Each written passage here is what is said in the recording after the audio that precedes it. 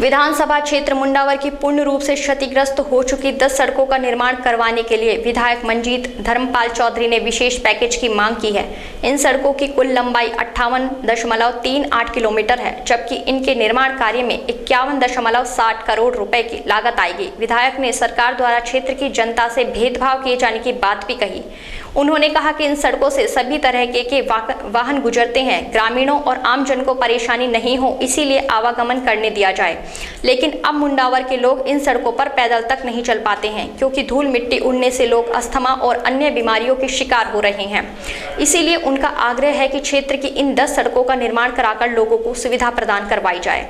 सरकार भी मानती है कि हाईवे बंद होने की वजह से एक वैकल्पिक मार्ग के तौर पर इन सड़कों का आवागमन, इन सड़कों पर भारी वाहनों का आवागमन हुआ।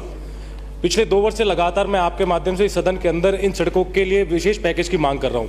इस वर्ष भी माननीय मुख्यमंत्री महोदय ने बजट के अंदर करीब 250 करोड़ की सड़कें और 17 तारीख को जब उन्होंने बजट का रिप्लाई दिया तो करीब 210 करोड़ की सड़कें अलवर जिले के लिए आवंटित की। इसके अंदर से 1 रुपए की भी सड़क मुंडावर विधानसभा क्षेत्र के लिए नहीं दी गई। क्या माननीय मंत्री महोदय और सरकार ये मानते कि मुंडावर राजस्थान में ना आकर हरियाणा में आता है?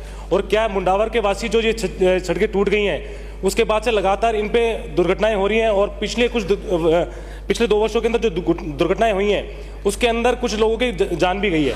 तो क्या माननीय मंत्री महोदय एक वैकल्पिक मार्ग के तौर पर इन सड़कों का वापस नवीकरण के लिए और इन सड़कों का महत्व देखते हुए इन सड़कों को अपग्रेड करने के लिए सरकार प्रस्ताव मंजूर करेगी? और क्या आप मुझे आश्वस्त करेंगे कि आने वाले समय के अंदर जल्द इन सड़कों का काम कर दिया जाएगा? माननीय अध्यक्ष महोदय, माननीय सदस्य को मैंने सारी चीज़ बता दी और कह भी दिया कि ध्यान आकर्षण के जो मैंने जवाब में दिया कि वित्तीय संसाधन उपलब्धता और पारस्परिक प्रार्थना पर निर्भर करेगा, ये मैंने जवाब भी दे दिया।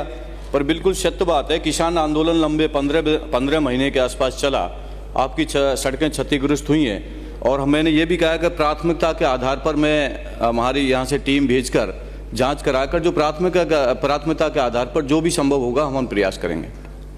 माननीय अध्यक्ष महोदय, मेरी मांग सिर्फ इतनी है कि भाई 460 करोड़ रुपए इस वर्ष के अंदर अलवर जिले को दिए गए। अलवर जिले में कुल 11 विधानसभाएं आती हैं।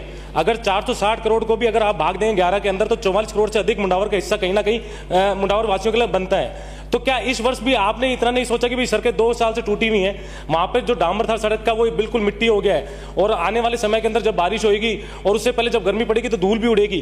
तो इस वर्ष से इस वजह से लोग वहां पर बीमार भी हो रहे हैं, धूल की वजह से उनको अस्थमा भी हो रहा है। और जब बारिश आएगी और उसके अंदर गाड़ी और मोटरसाइकिल से चलना तो दूर की बात है, आदमी पैदल भी नहीं चल पाएगा।